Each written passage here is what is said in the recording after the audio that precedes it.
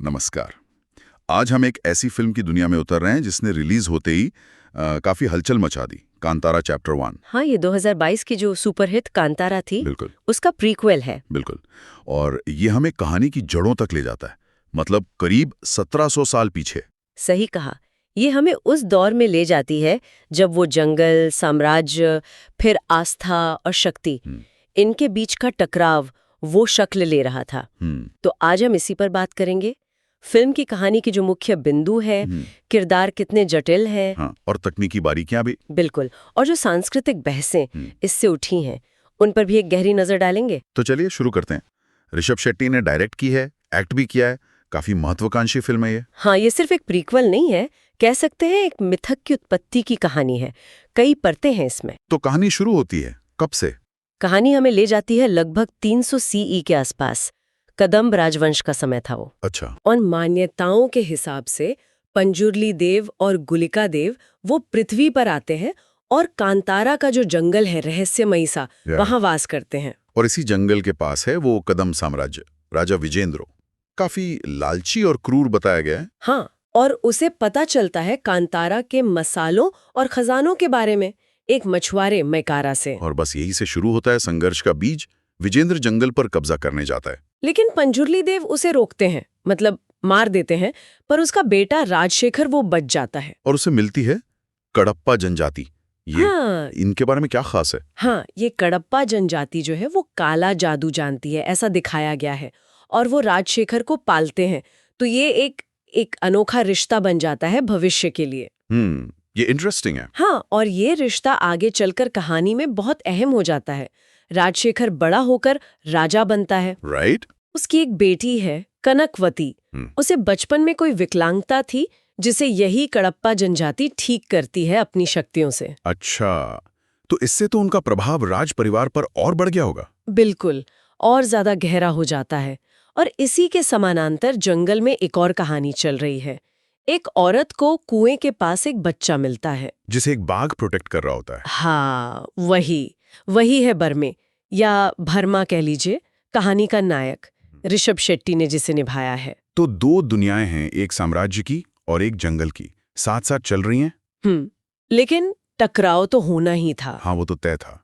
जब राजशेखर का बेटा कुलशेखर राजा बनता है, गुलशन देवैया ने निभाया है किरदार, वो बिल्कुल अलग है। बिल्कुल, अहंकारी, क्रूर और परंपराओं का मजाक उड़ाने वाला, अपने पिता से एकदम उलट। और यही अहंकार उसे कांतारा ले जाता है ना, शिकार करने। सही कहा। और वहीं बर्मे और उसके कबीले से उसकी भिड़ंत हो जाती है। इस घटना के बाद बर्मे सोचता है कि ये साम्राज्य है क्या चीज। तो वो एक पकड़े गए सैनिक चेना उसके साथ कदम पहुंचता है, देखने समझने। और वहां उसकी मुलाकात होती है राजकुमारी कनकवती से, रुक्मिणी वसंत। हाँ, पर वो और उसके साथी पकड़े जाते हैं। लेकिन वो काफी चालाक है, भाग निकलते हैं वहां से। ये सिर्फ भागना नहीं था, शायद इसने बर्मे को एक तरह से बाहरी दुनिया दिखाई, व्यापार की संभावनाएं। बिल्कुल सही। वो कांतारा लौटकर मसालों का व्यापार शुरू कर देता है, और इससे कबीले में थोड़ी समृद्धि भी आती है। लेकिन फिर कनकवती टैक्स मांगने आती है। हाँ, और बर्मे का जवाब बड़ा दिलचस्प है।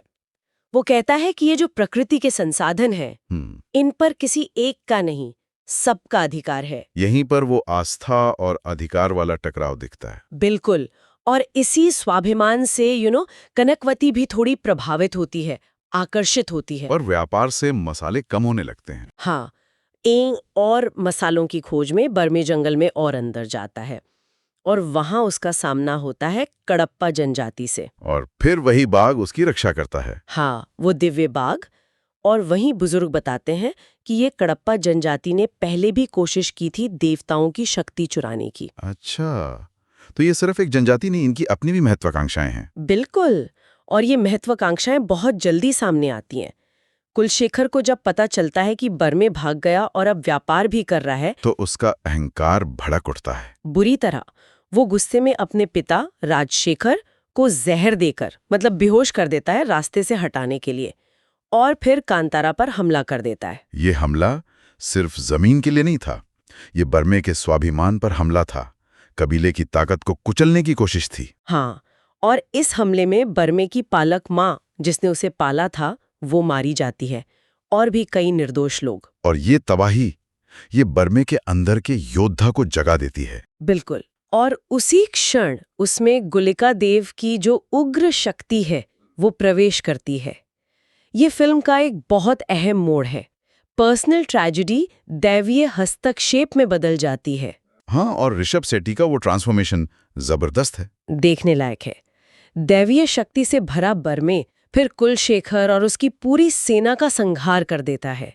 ये सिर्फ बदला नहीं है, ये जंगल की आत्मा का पलटवार है साम्राज्य के अहंकार पर। लेकिन कहानी यहाँ खत्म नहीं होती, बल्कि और उलझ जाती है। हाँ बिल्कुल। राजशेखर होश में आता है, बेटे की मौत का पता चलता है, शायद थोड़ा पछतावा भी होता है उसे। वो महल में शिव मंदिर बनवाता है, लेकिन शिव मंदिर स्थापित करते ही टूट जाता है। हाँ, जैसे कोई दैवीय असंतोष हो। तो पुजारी सलाह देते हैं कि सुलह करो कांतारा से, और कनकवती शांति दूत बनकर जाती है। और वो बर्मे को मना लेती है कि महल के मंदिर में पंजरोली देव का पत्थर स्थापित करें। हाँ, ऊपर से तो ये शांति की पहल लगती है, लेकिन इसके पीछे एक बहुत गहरा षड्यंत्र छिपा हुआ है। क्योंकि स्थापना के तुरंत बाद कबीले के बच्चे बीमार पड़ने लगते हैं, मरने लगते हैं। हाँ, रहस्यमयी बीमारी से। फिर अनुष्ठान होता है और पता चलता है कि देवताओं को बंदी बना लिया गया है। और इसके पीछे कडप्पा जनजाति, राजा राजशेखर और खुद कनकवती। ये तो बहुत बड़ा धोखा है। बिल्कुल। यहाँ कनकवती का किरदार बहुत परतदार नजर आता है। पता चलता है कि बचपन में उसे ठीक करने से लेकर राज परिवार पर प्रभाव जमाने तक ये सब कडप्पा की एक लंबी साजिश थी। उन्होंने बर्मे के बाल और नाखूनों से उसकी देवी शक्ति का अंश चुराया था। हाँ, उसी से देवताओं को बंदी बनाया। कनकवती सिर्फ एक राजकुमारी नहीं है, वो इस पूरी साजिश में सक्रिय रूप से शामिल है। इस धोखे का पता चलने के बाद तो युद्ध तय है, अनिवार्य हो जाता है। बर्मे और उसका कबीला कदम साम्राज्य पर हमला बोल देते हैं। ये सिर्फ दो गुटों की लड़ाई नहीं रह जाती, ये आस्था और अधर्म के बीच का युद्ध बन जाता है। और युद्ध के बीच वो बूढ़ा मछुआरा माकारा, हाँ वही मकारा, वो बर्मे को एक पवित्र गुफा तक ले जाता है। वहां शिवलिंग है और एक त्रिशूल है। और त्रिशूल उठाने की कोशिश में बर्मे का सामना होता है नंदी जैसे किसी प्राणी से। हाँ, एक दैवीय प्राणी से। उसे हराकर जब बर्मे वो त्रिशूल उठाता है तो उसमें शिव की शक्ति आ जाती है। तो अब बर्मे के पास सिर्फ गुलिका देव की नहीं, शिव की शक्ति भी है, और वो बाघ देवता भी साथ हैं। बिल्कुल।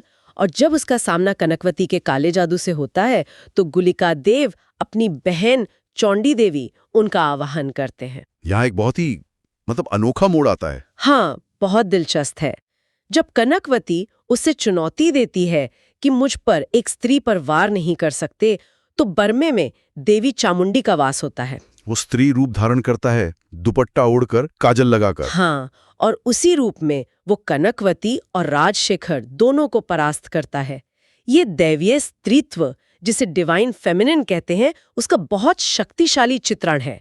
भारतीय सिनेमा में ऐसा कम ही देखने को मिलता है। युद्ध जीतने और देवताओं को आजाद कराने के बाद बर्मे भूतकोला अनुष्ठान करता है। हाँ, वो पारंपरिक अनुष्ठान।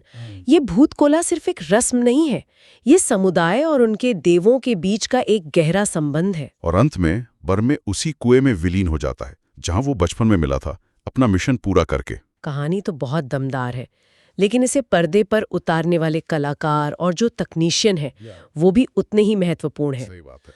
तो कुल मिलाकर देखें तो कांतारा चैप्टर 1 एक प्रीक्वल से कहीं ज्यादा है। ये तकनीकी रूप से शानदार है, सांस्कृतिक रूप से बहुत गहरी है और भावनात्मक रूप से झकझोरने वाली फिल्म है। हाँ, इसने बेहतरीन प्रदर्शन और कहानी कहने के साथ साथ जरूरी सामाजिक और सांस्कृतिक बहसों को भी जन्म दिया है। और ये हमें सोचने के लिए छोड़ जाती है कि अपनी संस्कृति को दुनिया के सामने लाने की इच्छा और उसके संभावित बाज़ानीकरण या सरलीकरण के बीच वो महीन रेखा कहाँ है, कैसे संतुलन साधा जाए। ये एक बड़ा सवाल है। और आज के दौर में ये जो प्राचीन लोक कथाएं हैं, मिथक हैं, आस्थाएं हैं, इनकी क्या जगह है? क्या ये सिर्फ गुजरे जमाने की कहानियां हैं या इनमें आज भी हमारे लिए कोई गहरा सबक छिपा है? जरूर सोचने वाली बात है। इस पर जरूर सोचिएगा। अगली बार फिर मिलेंगे एक और विषय की गहरी पड़ताल के साथ। नमस्कार। नमस्कार।